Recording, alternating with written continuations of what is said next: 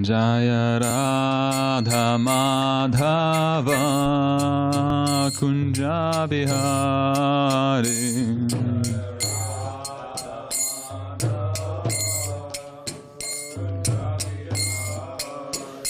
Jaya Radha Madhava Kunja Bihari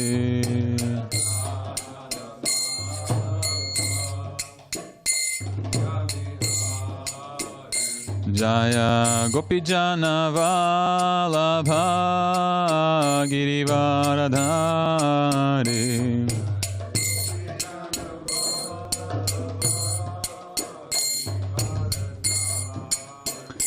Jaya Gopijana Vallabha Girivaradhari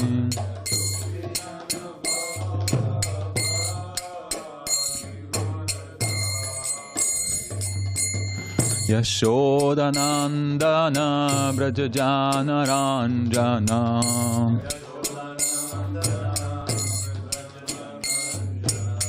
Yashodanandana Brajajana Ranjana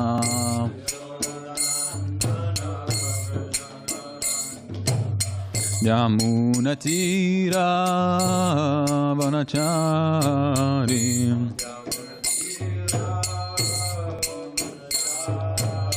Yamunatira Vanachari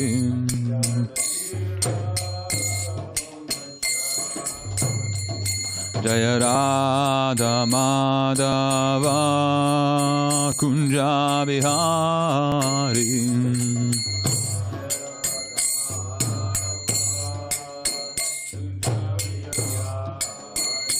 Jaya Radha Madhava Kunja Bihari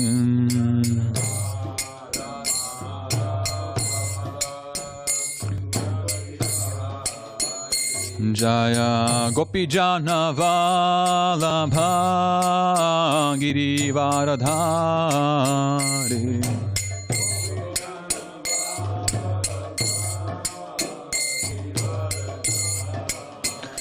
Jaya Gopijana Vallabha Girivaradhari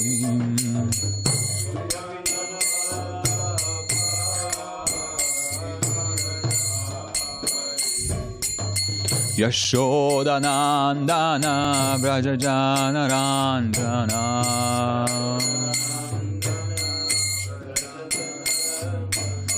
Yashodanandana Brajajana Ranjana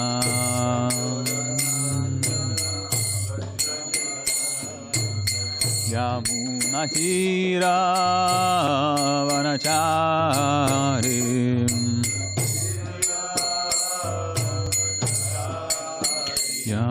Yamunatira Vanachari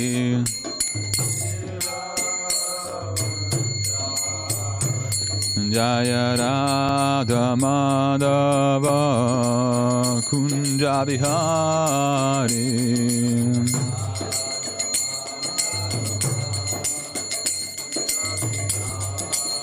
Jaya Radha Madhava Kunja Bihari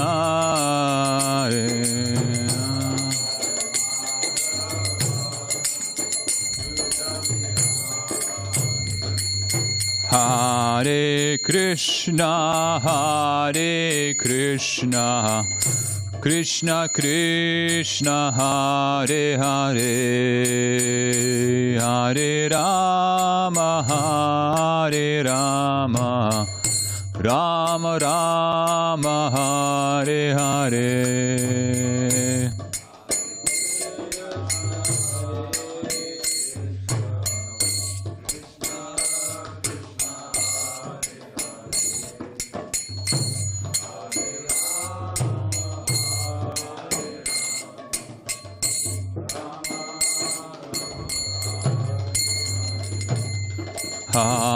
Hare Krishna, Hare Krishna, Krishna Krishna, Hare Hare, Hare Rama, Hare Rama, Rama Rama, Hare Hare.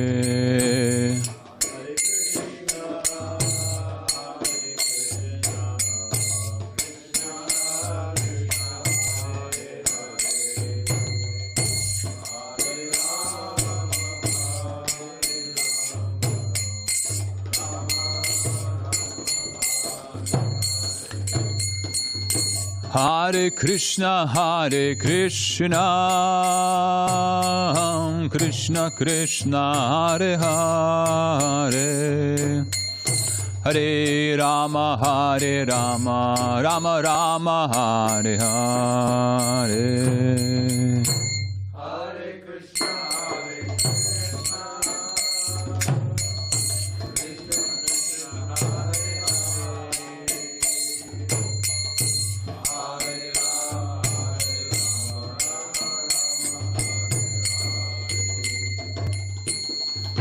Jaya Om Vishnu Paraparamahamsa Parivrajakacharya Stotra Shatis Divine Grace A.C. Bhaktivedanta Swami Srila Prabhupada Ki Jai. Jai Vishnu Paraparamahamsa Parivrajakacharya Stotra Shatis Srimad Bhakti Siddhanta Saraswati Goswami Maharaj Prabhupada Ki Jai. Namacharya Srila Haridas Thakur Ki Jai. Premshika Ho Shri Krishna Chaitanya Prabhu Nityananda Shri Advaita Gadadhara Shivasari Gaura Bhakta Vrinda Ki Jai. Shri Shri Radha Krishna Gopinath Shyama Kunda Radha Kunda Giri Govardhan Ki Jai. Shri Vrindavan Dham Ki Jai. Shri Mayapur Dham Ki Jai. Shri Jagannath Puri Dham Ki Jai. Yamuna Mai Ki Jai. Ganga Mai Ki Jai. Bhakti Devi Ki Jai. Tulsi Devi Ki Jai. Ananta Koti Vaishnava Vrinda Ki Jai. Transcendental Book Distribution Ki Jai. Harinam Sankirtan Yagya Ki Jai. Shri Gauranitai Ki Jai. Shri Shri Radha Giridhari Ki Jai. Jagannath Baladev Subhadra Mai Ki Jai. All glories to the assembled devotees. Hare Krishna. All glories to the assembled devotees. Hare Krishna. All glories to the assembled devotees. Hare Krishna. All glories to Shri Shri Guru and Gauranga. All glories to Srila Prabhupada. Srila Prabhupada Ki Jai. Today we're reading Srimad Bhagavatam, Canto number 7, entitled The Science of God. Chapter 8, The Lord Slays the King of the Demons. Text number 12. Please repeat after me. Yas Tvaya Manda Bhagyokto Mad Anyo Jagat Ishvaraha Kvasa Yadi Sa Sarvatra Kasmat Stambhe Na Drishyate Yastvaya Manda Bhagyokto Mat Anyo Jagadishvara Kvasau Yadisa Sarvatra Kasmat Stambhena Drishyate Yastvaya Manda Bhagyokto Maddanyo Jagadishvara Kvaso Yadisa Sarvatra Kasmat Stambhena Drishyate Yastvaya Manda Bhagyokto Mattanyo Jagadishvara Kvasau Yadisa Sarvatra Kasmat Stambhena Drishyate. Please chant. Yastvaya Manda Bhagyokto Madanyo Jagadishvara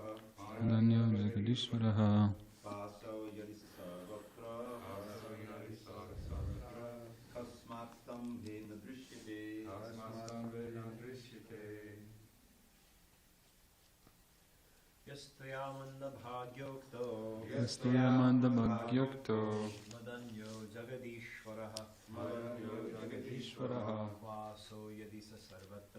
Vasavadisha sarvatra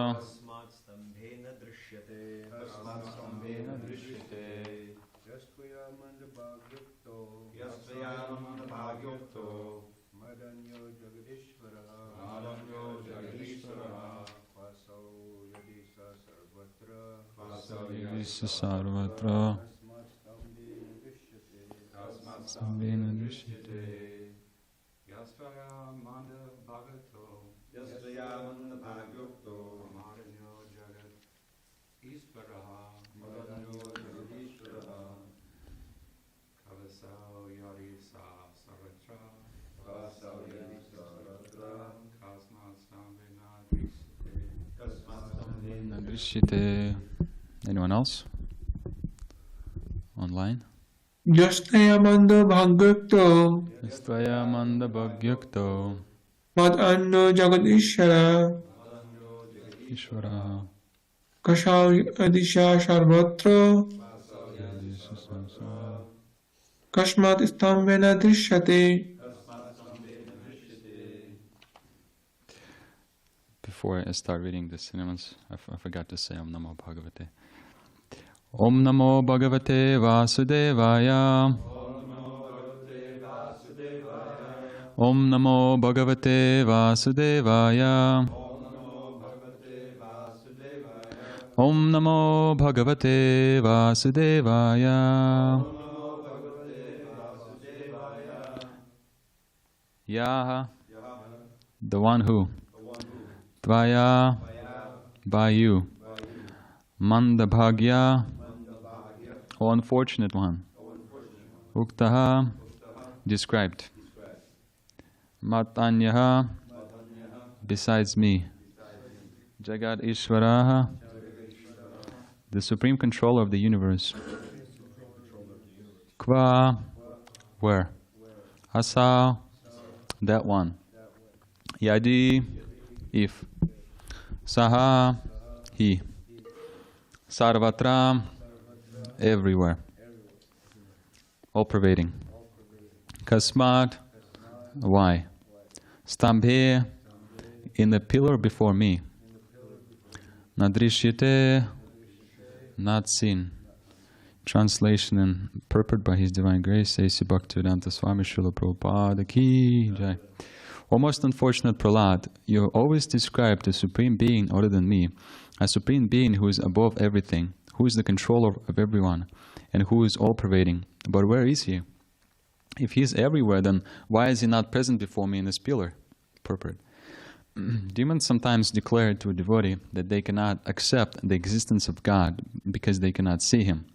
But what the demon does not know is stated by the Lord Himself in the Bhagavad Gita 7:25. Naham prakasha sarvasya yogamaya samavrita. I am never manifest to the foolish and unintelligent. For them I am covered by yogamaya. The Lord is open to being seen by devotees, but non-devotees cannot see Him. The qualification for seeing God is stated in Brahma Samhita 5:38. Premanjana churita bhakti vilochanena santa sadaiva hridayesha vilokayanti. A devotee who has developed a genuine love for Krishna can always see Him everywhere. Whereas a demon, not having a clear understanding of the Supreme Lord, cannot see Him. When Hiraṇyakaśipu was threatening to kill Prahlāda Mahārāja, Prahlāda certainly saw the column standing before him and his father. And he saw that the Lord was present in the pillar to encourage him not to fear his demoniac father's words. The Lord was present to protect him. Hiraṇyakaśipu marked Prahlāda's observation and asked him, "Where is your God?" Prahlāda Mahārāja replied, "He is everywhere." Then Hiraṇyakaśipu asked, "Why is He not in this pillar before me?" Thus, in all circumstances, the devotee can always see the Supreme Lord, whereas the non-devotee cannot. Prahlāda Mahārāja has here been addressed by his father as the most unfortunate. Hiraṇyakaśipu thought himself extremely fortunate because he possessed the property of the universe. Prahlāda Mahārāja, his legitimate son, was to have inherited this vast property, but because of his impotence, he was going to die at his father's hands. Therefore, the demoniac father considered Prahlāda the most unfortunate because Prahlāda would not be able to inherit his property. Hiraṇyakaśipu did not know that Prahlāda Mahārāja was the most fortunate person within the three worlds, because Prahlāda was protected by the Supreme Personality of Godhead. Such are the misunderstandings of the demons. They do not know that a devotee is protected by the Lord in all circumstances. Kontiya pratijanihi name bhakta pranashiti. Om Agyana Timrandasya Gyananjana Shalakaya Chakshur Unmilitam Yena Tasmai Shri Gurave Namaha. Shri Chaitanya Manobhistam Stapitam Yena Bhutale Swayam Rupakadamayam Dadati Swapadantikam Vandeham Shri Guru Shiyuta Padakamalam Shri Gurun Vaishnavamscha Shri Rupam Sagrajatam Sahagana Ragunatanvitam Tam Sajivam Sadvaitam Savadhutam Parijana Sahitam Krishna Chaitanya Devam Shri Radha Krishna Padan Sahagana Lalita Shri Vishakanvitamscha. Hey Krishna Karuna Sindhu Dina Bandhu Jagatpate Gopesha Gopika Kanta Radha Kanta Namostate Tapta Kanchana Gaurangi Radhe Vrindavaneshwari Vrishabhana Sutta Devi Pranamami Hari Priya Vancha Kalpatrubhischa Kripa Sindhubhyevacha Patitanam Pavanebhyo Vaishnavebhyo Namo Namaha. Jai Shri Krishna Chaitanya Prabhu Nityananda Shri Advaita Gadadhar Shivasari Gaura Bhakta Vrinda. Hare Krishna Krishna Krishna Hare Hare Hare Rama Rama Rama Hare Hare.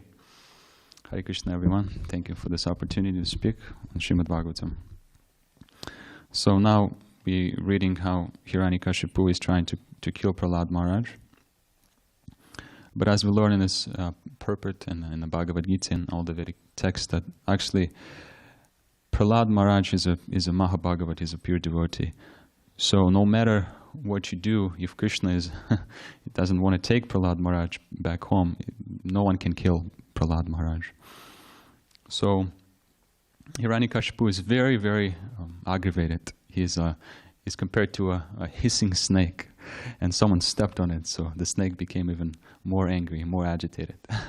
But Prahlāda Mahārāja is standing very humbly and offering his help to his father. He's holding his hands and saying, maybe you don't have to do this. Maybe you can give up the sinful and demoniac mentality and take up Bhagavad Dharma and do the righteous thing. And in this text, Srila Prabhupada is saying that the devotee is always protected in all circumstances. And he referenced the text in the Bhagavad Gita, Kuntiya pranchanihi name bhakta pranashiti. And so why Hiraṇyakaśipu is feeling like that, there's multiple reasons, but the main reason is because he's one of the greatest demons, and his brother was, as he thought, unfairly killed by Lord Vishnu or Varahadev. And therefore he accused the Supreme Personality of Godhead of being partial to his devotees. But we know that Krishna is nirguna, he doesn't have any material qualities. He's not on the same platform as we are, so he's always impartial, he always remains impartial. He always wants everyone to, he wants good for everyone. He's Bhagavan Prakriti-para, he's above anything material. And he doesn't have a material body. When he comes here, he always comes in the spiritual body. Although we have a material vision, so we cannot understand and see that. And we tend to impose our material vision and material qualities on the Supreme Personality of Godhead. And besides, when Krishna kills demons, he is very merciful to them. He gives them Sayuja Mukti, liberation. And I'm sure everyone heard that story, but I've remembered that story about the king and minister. When the king, he had a very optimistic minister. And he would always say that God, whatever God does is all good. Whatever happens is by the grace of the Lord. And so one time they were hunting in the forest together. And the king was trying to shoot an arrow, but the arrow slipped and he cut off his finger, one of his fingers. And then he turned to his minister and he said, well, what's that? What would you say to that? And the minister would say, well, whatever God does is ultimately all good. And then, what if I put you in the prison right now, in the jail? Would that also be all good? And the minister said, well, whatever God wants to do, I accept. It's all good. So therefore he put him into prison, into jail. And later, the city where the king lived, there were robbers attacking the city. And so the king was furious, so he got the whole army together and he went chasing after the robbers. But eventually he ended up in the forest by himself. And there were a group of dacoits. They took him. They wanted to offer him as a sacrifice to goddess Kali. So they stripped him naked, smeared different oils all over his body, and prepared him for that sacrifice. And then the main priest is, they all chanting mantras and making preparations for the sacrifice. And the main priest, he notices that this person doesn't have a finger. And so he tells him, oh, but that's no good. We can't offer this to goddess of Kali. Take him away. So they freed the king, and he went back to his kingdom. And in his kingdom, he went to jail the first thing. And he saw the minister, and he told him, well, now I'm completely convinced. Whatever God does, it's all good. I understand. But what is that good to you that I put you to jail? He asked him. And the minister said, well, I am a minister. I'm always close to you. I'm your right hand. So if I was there in the forest, then they would have sacrificed my body in that fire. So ultimately, whatever God does is all good. Whatever His plan is all good. So that kind of an example to prove the point that Krishna is all merciful, and He wants, especially His devotees, but everyone else, He always wants all living entities to come back to Him eventually, and He's ready to give mercy. So now we see Hiraṇyakaśipu. He was agitating all the demons and Rakshasas. He was disturbing everyone, even pious or impious people, and he eventually took over the universe, and he was residing in the kingdom of Indra and doing whatever he pleases. But ultimately, he was always remember the fact that his brother was killed by Lord Vishnu. And actually, it describes in Srimad Bhagavatam, we read this some time ago, that he wanted to, I'm sorry to bring this up like that, but he wanted to actually cut off Lord Vishnu's head and take his blood, because his brother, he liked sucking blood, so he's saying that only at that time I can be completely satisfied and peaceful. But of course we know that it's completely impossible. It's a very foolish and demoniac thought. And it's also described in the text by Srila Prabhupada that even though it's the desire in the demons is there, Vishnu, Lord Krishna, is so merciful that his garland resembles the color of that blood. And when demons with that desire want to kill or approach to kill Lord Vishnu, he liberates them and he gives them that prasadam of that garland. So they enter into that garland and the Brahmajyoti effulgence coming from his body and of that garland of Lord Krishna. So anyway, Hiraṇyakaśipu was thinking that I can become better than anyone else. I can perform different austerity and get the benedictions I need, and then I can take over the whole planetary systems and even rule over the kingdom of God. So he was awarded benedictions, about 100 benedictions or so from Lord Brahma. And he wanted to attack. First we see Prahlāda Mahārāja, and then the reason why he was trying to do so many evil things is because he wanted to get the attention of Lord Vishnu, so he can come down quicker, and eventually they come in a battle with him. So that's why he was, he was agitating everyone, the Brahmins, the saintly kings, everyone, and taking over the whole universe. He wanted to see Lord Vishnu, but he was in complete illusion, because as we know, no one can overcome, no one can conquer kingdom of God. Therefore, in the Bhagavad Gita, in chapter 16, it is described the demoniac qualities of living entities who are subjected to demonic birth. It says, pravritticha nivrittim cha jana navyadurasura na shocham napi acharana satyam teshi vidyate. The demoniac people, demonic living entities, they do not know what is to be done, what is not to be done. They do not have proper behavior. They do not have na shocham, cleanliness, and na satyam. They don't have truthfulness to them. You can never find these qualities in people, in demonic people. And in many cases, the demons, they know the Shastra. They understand that by Shastra, I should abide by the law of God. But they don't choose to do that. And that's the most, you can say, the most demonic and abominable situation. If someone knows the code and the law of God, but he doesn't do it, he willingly chooses to do the complete opposite thing. And Shastra means controlling books.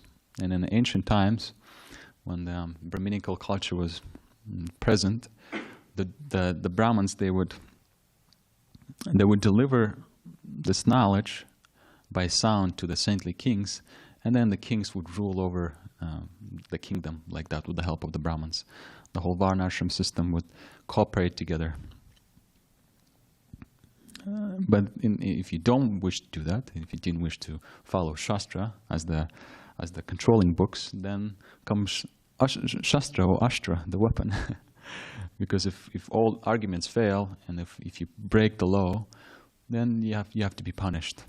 And so that's what's coming up to Hiraṇyakaśipu. That's what's going to happen to him. He will be punished by Lord Vishnu.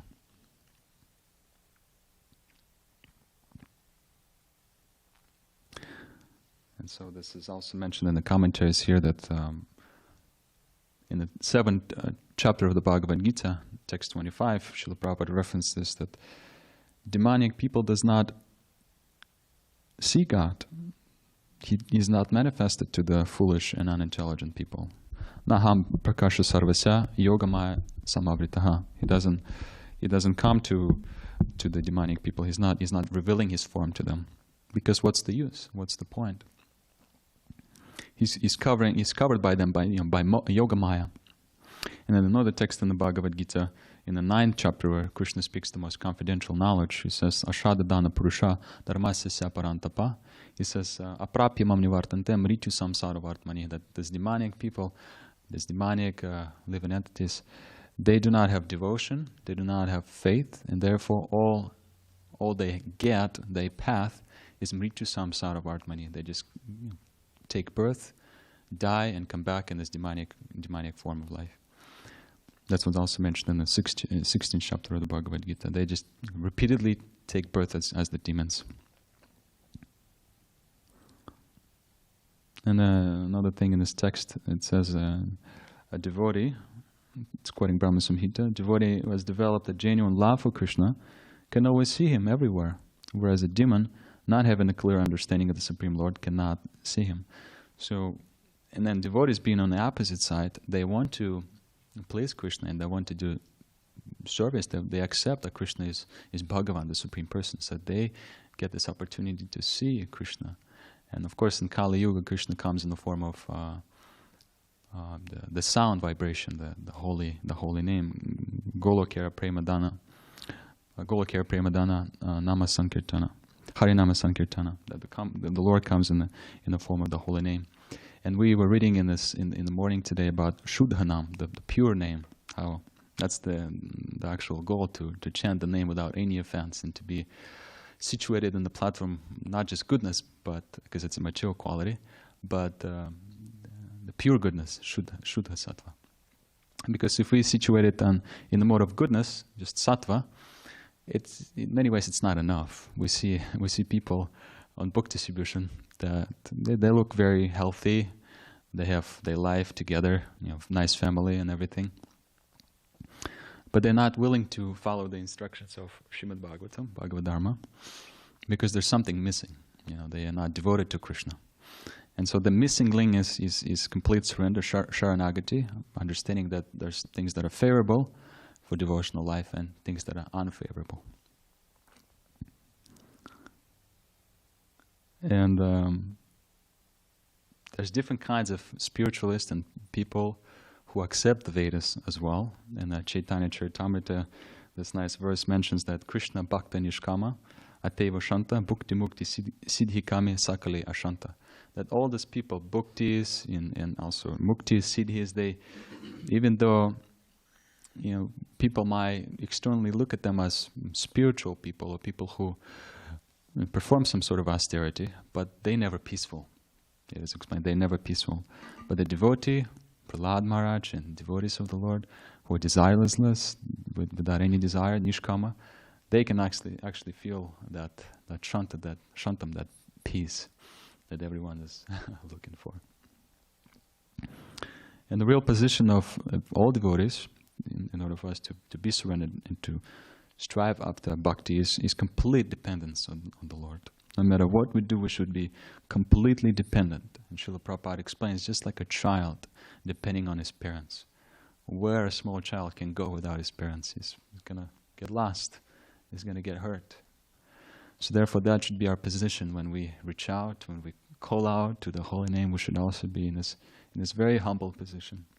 We should be very, very, very humble, especially as in the brahmacharis. This is the main quality of a brahmachari, is to be very humble, humility, tolerant, and offering respect, to everyone, especially seniors. And I remember, Srila Prabhupada, when he came to the West, in the beginning he was struggling, especially in New York, Dr. Mishra's studio, and then living with first disciples who were, you can say, in some ways aggressive on drugs, taking LSD. But he would always remember that dependence on Krishna is important, and he would quote this wonderful text that I often also chant before book distribution. Cheta sarva karmani maya sanyasya matpara buddhi yogam upashita machita satatam bhava.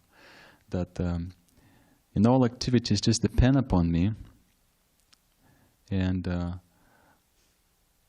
under my protection, work in this consciousness of always being surrendered to me, and this is the mood. This is the way to really be connected with Krishna and showing the mood of dependence.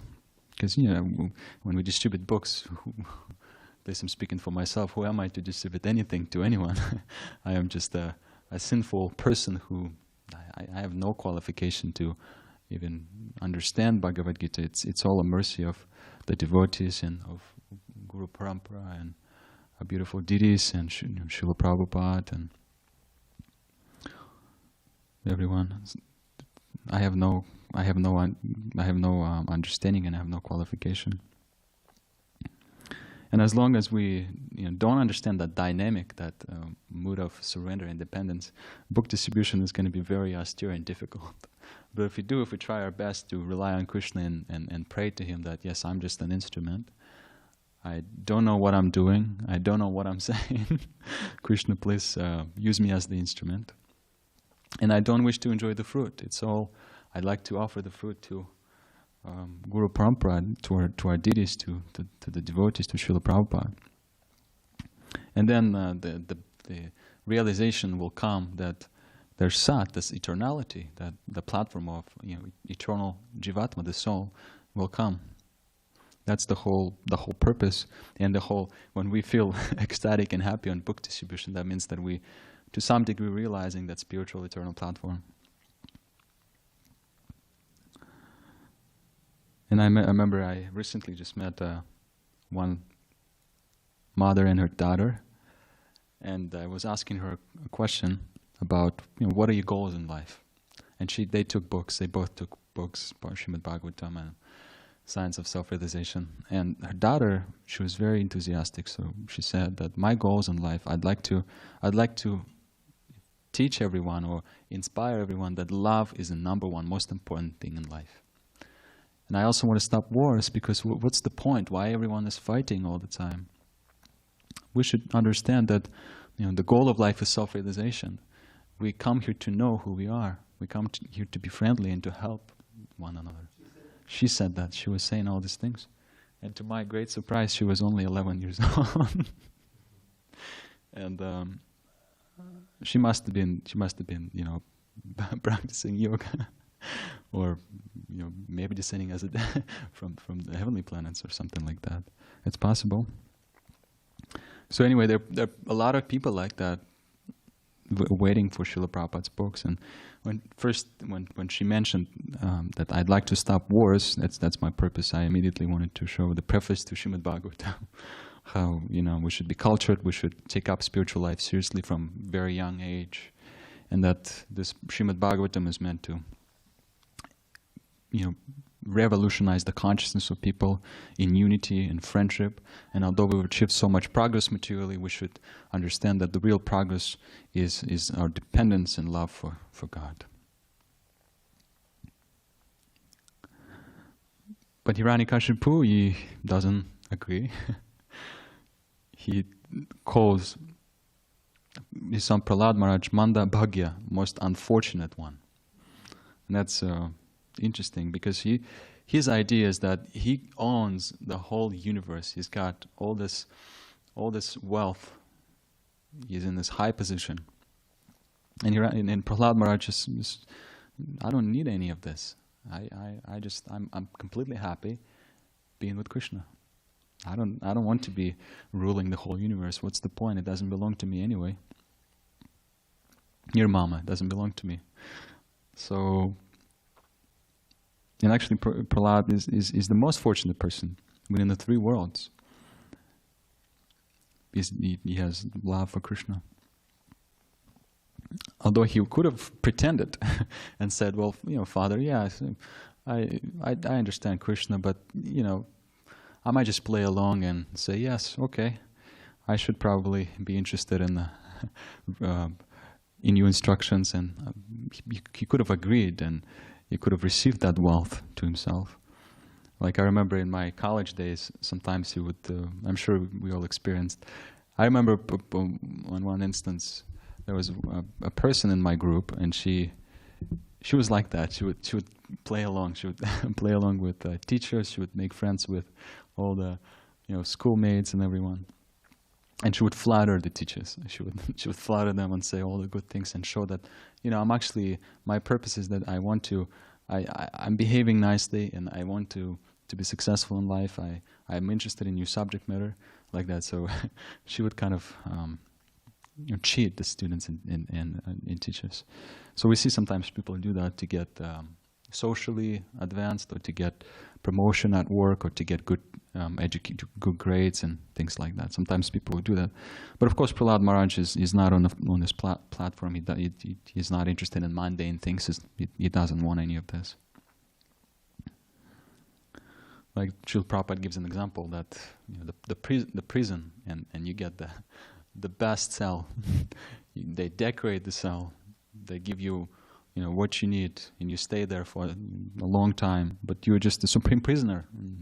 Nothing higher than that. And any lowest person who is free is actually much more in a favorable, grateful situation.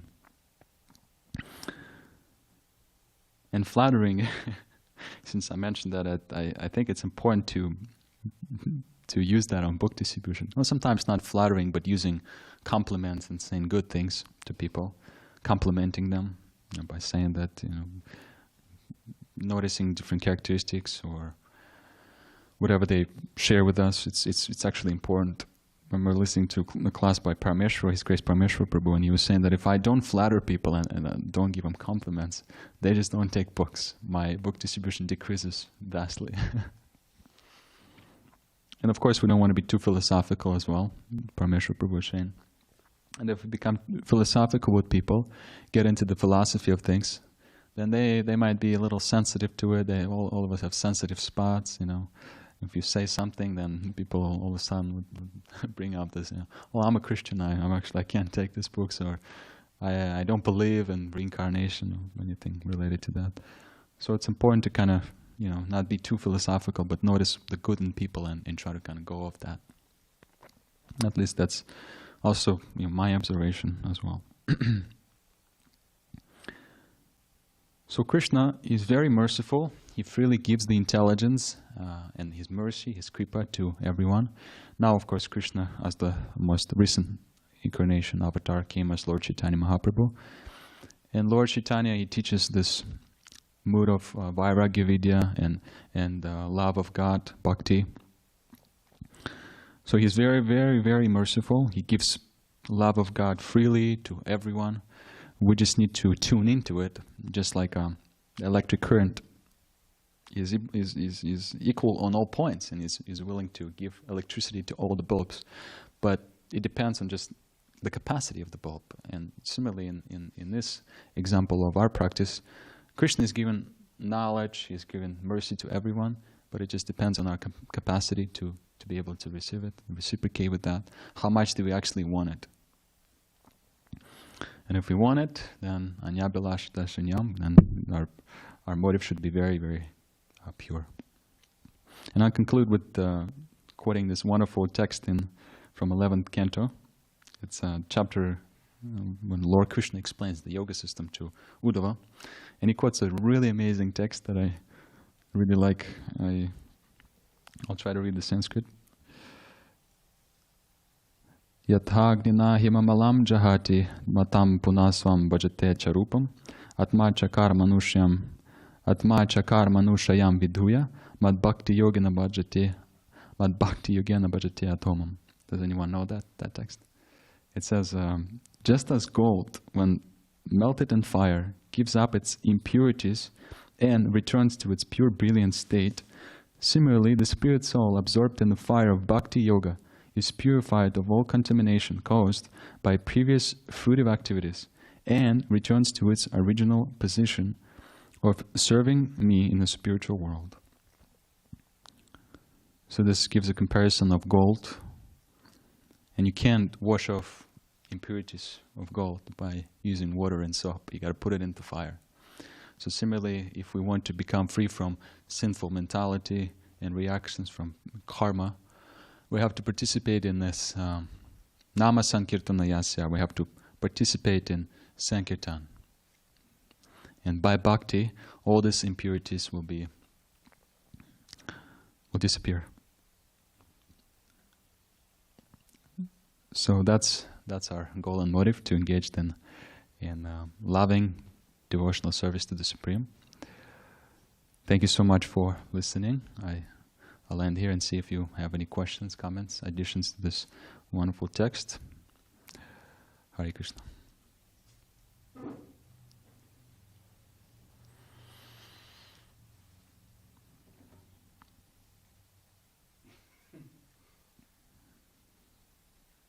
Hare Krishna. Thank you for the very nice lecture. So my question is how can book distribution help the progression of one's spiritual path or in Krishna consciousness? You mentioned a couple, but I don't know if you want to kind of elaborate a little more. Mm-hmm. Well, the book distribution is Sankirtan. Sankirtan is Yuga Dharma for this age. When we give knowledge and books to people, we give them the holy name, an opportunity to understand and learn about Krishna and learn about Srila Prabhupada. So therefore, if we go out to distribute books, we're doing Yuga Dharma. And it's, what is it, 3 things required in this age. It's service to devotees, then mercy to the jivas, and chanting the holy name. So as devotees, we have Namaruchi, Jivadoy, Vaishnava Seva. So if we understand the importance of book distribution, that means we surrender to Srila Prabhupada. And if we surrender to Srila Prabhupada, then we're doing these 3 things. If we have compassion, all the most exalted characters, devotees of Lord Krishna, like Uddhava also, he was praying for these things: compassion for living entities, love for you, and taste for hearing about you, knowing about you. So yeah, if we go out on book distribution, that means that we have that attitude, surrender. So therefore, we will be attracted to Namaruchi and also to serving the Vaishnavas. And there's nothing in the 3 worlds that is more exalted than this practice of these 3 things. And yeah, giving compassion is important. It helps you to transcend your qualities. Srila Prabhupada is very merciful, Lord Chaitanya Mahaprabhu is very merciful. So to receive that mercy, we need to do something to please Srila Prabhupada and Lord Chaitanya Mahaprabhu. therefore giving out books to people. It's a wonderful experience, and many devotees say that it's an very ecstatic experience, and we all felt that. Sometimes in book distribution, when you distribute books, you might just completely lose the sense of perception of time. It's just, of course, if you receive such mercy, and you can just go beyond space and time. It's possible, and you can be in complete connection with Krishna. Because I know that if I lose the mood of dependence, and if I stop realizing what I'm doing here, who am I doing it for, then what comes is a moment of Krishna will remind, and kind of puts me back again into thinking and praying to Krishna. So in other words, what I'm trying to say is that when you distribute books, you have to be in touch with Krishna. Otherwise, it just doesn't happen. And therefore, if you're in touch with Krishna, it enhances you Nama Ruchi, Vaishnav Seva, and also gives you more compassion. Yeah, Jiva Doi. So that's how I see it, and I don't know if well, at least that's my little realization, that if I don't do Sankirtan, I don't think I can progress in spiritual life and actually always be surrendered to Krishna. And of course, I'm not surrendered to Krishna to a large degree. I'm just trying, and book distribution kind of helps me in that. Like that. Thank you. What do you think? How does it? Well, I mean, that was a great answer. I mean, I think it helps one in a variety of ways. One that I was thinking of also was just reading the books and being as knowledgeable as you can. Definitely helps. Distribute more books, so it's a motivation. I mean, there's so many motivations, I guess, to be able to do good book distribution, right? You have to do all the things you said, plus more things. So, and another thing I'll say is book distribution teaches you patience, and sometimes in spiritual life there might be difficulties, there might be some problems in relationships, or there might be some, something within the heart coming up, and you notice that you have some bad qualities or something like that, and you're just going through difficulties, and it's difficult. But because you're doing, book distribution, you've been trained to be patient and to understand that I should step aside and just be patient and see that this is just a factor of time, and everything in the material world is comes and goes, just like seasons. Krishna explains in the Bhagavad Gita, Matra Sparshasta Kuntiya Shitoshna Sukha Dukkha. Winter comes, then summer comes. So book distribution teaches you that patience that we need to. Exactly, then enthusiasm, patience, determination. So yeah, that's also there. Book distribution helps you develop that quality of being patient and not quitting too prematurely, like that. Anyone else would like to add something or ask a question?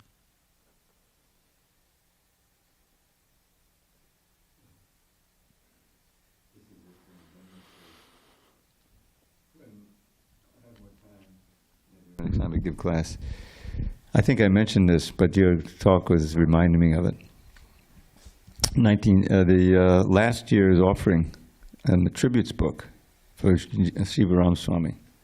He wrote one for the Vyasa Puja book, but this was a different offering, and it was all about these books that were distributed in Hungary to this one family. And one lady read the book, and she became a devotee just reading the book. It's like, it happens in Russia sometimes, but it's an incredible story of her relationships and how her husband wasn't into it at all, but she still persisted, and eventually she came down with cancer or something, and before that, Shiva Ram Swami heard about her, and for years she'd been just practicing everything. She'd been chanting and following the principles and trying to preach. So how come she's not initiated? She's chanting all these, so he searched her out and she got initiated. And it's just an incredible story. And at the end, it says she succeeded in Krishna consciousness. She was there, surrounded by devotees when she left her body and everything. And we didn't do anything except distribute books. It was only distribute. It's just an incredible story of the glories of book distribution and the power of Srila Prabhupada's books, And I think I'd like to read it in class. It'll take maybe 10 minutes to read, but it's worth it. I was looking for it. I was trying to download it here, but I couldn't do it. Yeah, maybe we'll hear it in the next class. Yeah, it's wonderful. Anyone online would like to make a comment? Ask a question? Okay, thank you so much for your kind attention. Grant our Srimad Bhagavatam ki jai. Srila Prabhupada ki jai. Ananta Koti Vaishnava Vrinda ki jai.